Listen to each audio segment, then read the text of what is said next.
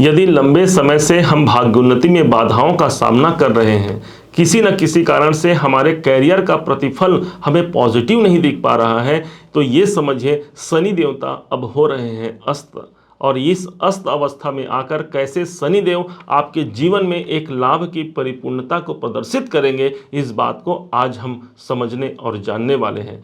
देखा जाए तो हमने अपने पूर्व वीडियो में इस बात को कहा था कि शनि देव आपके सप्तम भाव पर है, अर्थात आपके कैरियर में जागृति और उन्नति का एक अवसर बनता है। लेकिन इसके बाद भी यदि महादशा, अंतरदशा या हमारे जन्म पत्रिका में शनि की स्थिति यदि उचित नहीं है, तो ये समझिए हमें शनि का परिणाम भाई कहां से मिलेगा। अब आज शनि देवता जब अस्त अवस्था में आ रहे हैं, अर्थात इनका प्रतिफल गोचरीय स्थिति के द्वारा आपको 100% बहुत पॉजिटिव मिलने जा रहा है।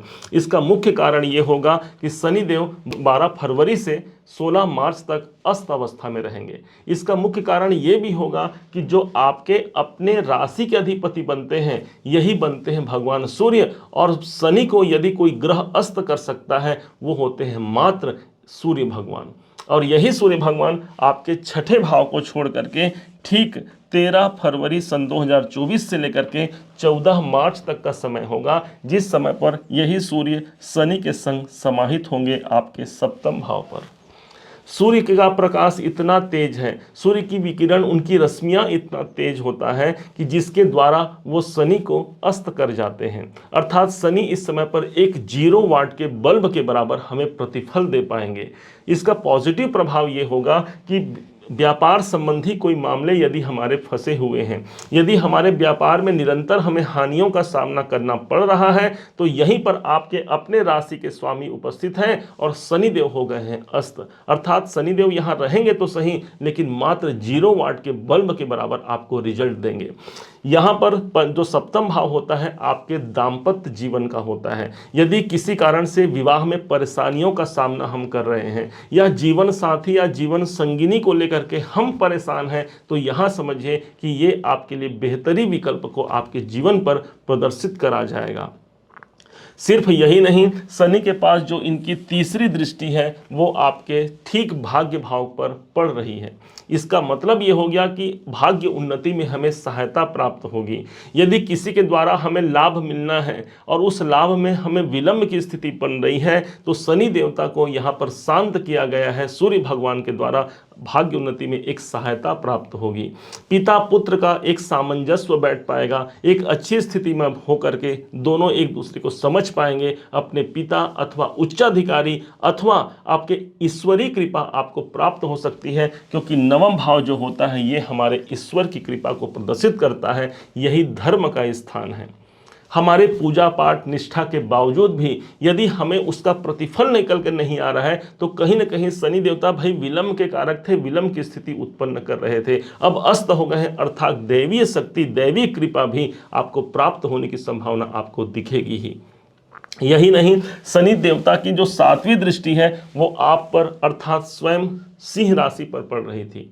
इसके कारण से हमने पिछले कई दिनों से, पिछले कुछ वर्षों से भी कहा जाए तो कोई अतिशयोक्ति नहीं होगी, मानसिक और आर्थिक रूप से भी हमें प्रताड़ना प्राप्त हुई। कोई न कोई शरीर में भी हमारे कष्ट की संभावना हमें शनि के द्वारा प्रदान हुआ। अब शनिदेव अस्त हो गए हैं, अर्थात आपको वहां से भी लाभ मिलने की संभावना बनती है।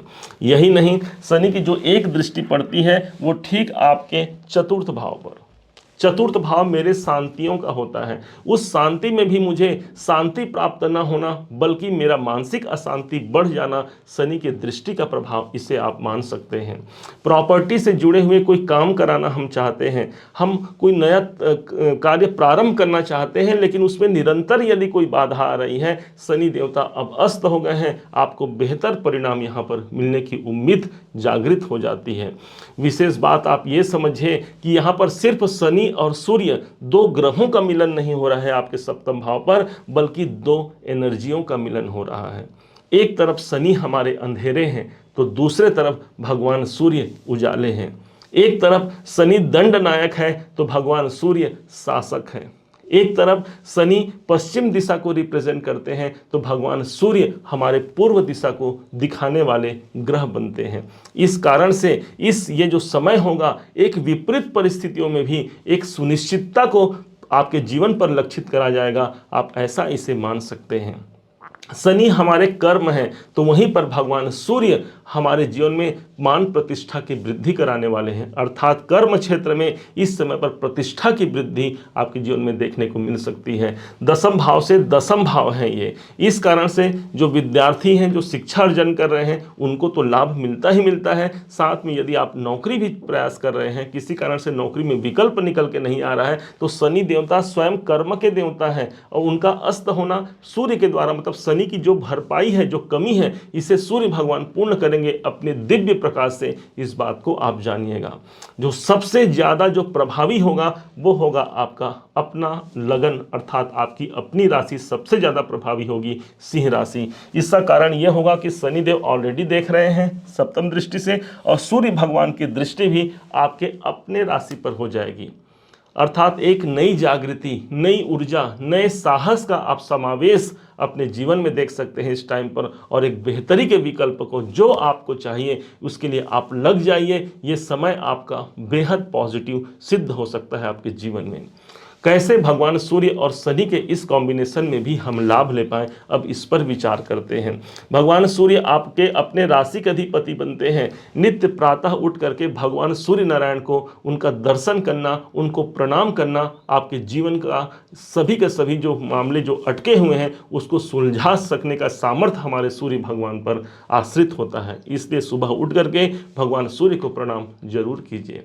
दूसरी तरफ से शनि देवता आपके लिए योग कारक ग्रह नहीं बनते और अस्त अवस्था में आ रहे हैं। माना जाता है इस समय पर यदि हम पीपल वृक्ष में जल देते हैं अथवा सायंकाल के समय तिल तेल अथवा सरसों के तेल का दीपक प्रज्वलित करते हैं, तो ये शनि देवता हमारे जीवन में भी एक खुशहाली का माहौल इसी गोचर के समय पर आपको दे जाएंगे।